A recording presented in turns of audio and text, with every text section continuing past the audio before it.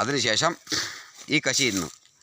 കാലങ്ങൾ കഴിഞ്ഞ് പോവുകയും ഈ ഒരു താടി തട്ടിക്കളഞ്ഞ അപ്പൂപ്പൻ്റെ മോൻ പ്രാവുകയും ചെയ്തു.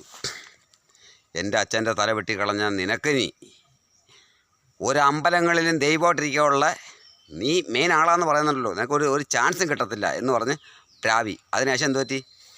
വെയിലും കാറ്റും മഴയും കാക്ക തൂറിയതും ബാക്കിയെല്ലാം കണ്ടിട്ട് ഇയാളൊരു ശൂലവും പിടിച്ചുകൊണ്ട് എല്ലാ അമ്പലത്തിനും വെളിയിരിക്കുക. ഇയാളെ അതിഭയങ്കരമായ പൊക്കത്തിൽ ഇയാളെ ഉണ്ടാക്കി വയ്ക്കും. പക്ഷേ ഇയാൾക്ക് വേറെ മാർഗമൊന്നുമില്ല. അതാണ് ഹിന്ദുക്കളെ ചരിത്രം, ദൈവങ്ങളുടെ ചരിത്രം എന്ന് പറഞ്ഞു കഴിഞ്ഞാൽ. പിന്നെ ഇന്ന് ഞാൻ മറ്റേ കക്ഷി വല്ല ആദ്യമായിട്ട് കള്ള്, കഞ്ചാവ്, മദ്യം ഏറ്റവും കൂടുതൽ അളമ്പ് ഉള്ള ഒരു വ്യക്തി എന്ന് പറഞ്ഞാൽ ശിവനായിരുന്നു. അയാളുടെ എല്ലാ ആൾക്കാരും ഉണ്ട്. കൂട്ടം കൂടി കള്ള് കുടിക്കുക, അടി കൂടുക, വടക്ക് കൂടുക, അങ്ങോട്ട് പോവുക, ഇങ്ങോട്ട് പോവുക, കാള, പോത്ത് എല്ലാം ഉണ്ട്. പക്ഷേ അയാൾക്ക് എല്ലാവരെയും ഇഷ്ടമായതുകൊണ്ട് അയാളെ എപ്പോഴും പൂജിക്കുന്നുണ്ട്. ഓംകാരം എന്നാണ് പറയുന്നത്. എല്ലാത്തിനും ഉണ്ട് അയാൾ. വിഷ്ണു ഇല്ല. വിഷ്ണു മുണ്ടും ഒരു മയിൽപ്പീലിയേക്കും ചുറ്റി പല സ്ഥലങ്ങളിലും കുത്തിയിരുന്ന് ഓടക്കൊല്ലം വായിച്ചുകൊണ്ടിരിക്കുക. ഒന്നും പറയണ്ട, ഞാനൊരു കഥ പറഞ്ഞിട്ടുണ്ട്. അവസാനം ഓടക്കൊല്ലം വായിച്ചാൽ ശരി, ഒരു ഈർക്കിലെടുത്ത് അടിച്ച് കാരി കയറ്റി